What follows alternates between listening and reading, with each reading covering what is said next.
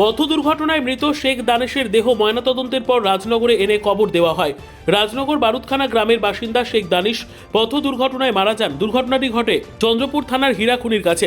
Lorry চাপা শ্রী লক্ষণ Bera jewellers, খাঁটি সোনা এবং সঠিক দাম। কাকদ্বীপ পূর্ব বাজার পোস্ট অফিসের সামনে। দূরভাষ 03-210-255-046। এলপি জুয়েলার্স, শুভ সময় সব সময়। পরে তার মৃত্যু হয়েছে বলে জানা গিয়েছে। ময়না তদন্তের পর মৃতদেহ সিউড়ি হাসপাতাল থেকে রাজনগর থানার বারুদখানা গ্রামে আনা হয়। অসংখ্য মানুষ ভিড় করেন দেখার জন্য। মর্মান্তিক ঘটনায় সকলে দুঃখ প্রকাশ করেন। 9 জানুয়ারি সন্ধ্যের পর জানাজা ও রাতে কবর দেওয়া হয়। মৃতের বাড়ির অর্থনৈতিক অবস্থা খুবই খারাপ। শেখ দানিশ টিন ভাঙা, লোহা ভাঙা, কেনাবেচা সহ ফেরি করতেন। তিনি মারা যাওয়ায় পরিবারের শোচনীয় অবস্থা। পরিবারের সকলে অসহায় হয়ে পড়েছেন। তাই মৃতের বাড়ির সদস্য, আত্মীয় ও গ্রামবাসীরা আর্থিক ক্ষতিপূরণ দেওয়ার দাবি জানাচ্ছেন। মৃতদেহ গ্রামে আসার আগে মৃতের এক আত্মীয় শেখ আরব বলেন যে গাড়িতে দুর্ঘটনা ঘটিয়েছে তার মালিক আমাদের গ্রামে আসার কথা থাকলেও আসেননি, ফলে গ্রামবাসী ক্ষুব্ধ। তিনি বলেন মালিকের পক্ষ থেকে দরিদ্র দানিশের পরিবারটিকে যাতে আর্থিক সাহায্য সহযোগিতা করা হয় তার দাবি জানাচ্ছি। সেই সময় তিনি আরও বলেন বাসিন্দাদেরও আমাদের এখনও পর্যন্ত সিদ্ধান্ত, মালিকের তরফে সহযোগিতা না পেলে আমরা ময়নাতদন্তের পর দেহ নিয়ে চন্দ্রপুর থানায় যাব। যদিও কিছুক্ষণ পর সেই সিদ্ধান্ত থেকে তারা সরে আসেন। জানা যায় স্থানীয় জনপ্রতিনিধিদের সঙ্গে কথা বলেও মালিকের তরফে আশ্বাস পেয়ে তারা দেহ কবরস্থ করেন। মৃতের বাড়িতে গিয়ে দেখা যায় তার স্ত্রী, কন্যা সহ আত্মীয়রা কান্নায় ভেঙে পড়েছেন। এলাকায় শোকের ছায়া। আপনাদের বাড়ির সদস্য তো কখন আপনারা জানতে পেরেছেন? কালকে কি সন্ধ্যায় না সন্ধ্যার পর? সন্ধ্যে পর শুনতে পেরেছি। আচ্ছা, তারপর গিয়ে ওখানে আপনাদের পক্ষ থেকে কেউ গিয়ে দেখেছেন যে যিনি মারা গেছেন আপনাদেরই বাড়ির? আচ্ছা আমাদের লাগবে।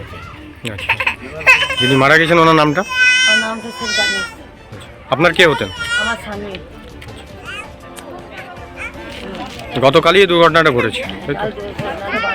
সকাল থেকে গেছে, তার ঘুরলো না। আচ্ছা, উনি সকালে বেরিয়েছিলেন বাড়ি থেকে?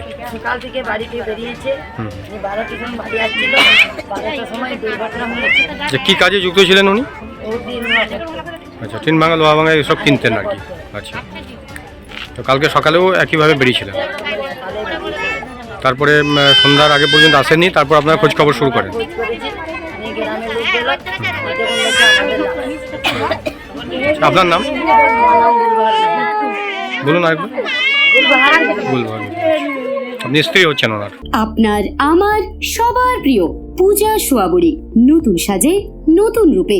আমাদের আরো একটি নতুন সংযোজন, গোপেশ সেমাই উৎসবে অনুষ্ঠানে বাঙালির ভুরি ভোজ। আহা, শেষ পাতে মিষ্টি না হলে কি চলে?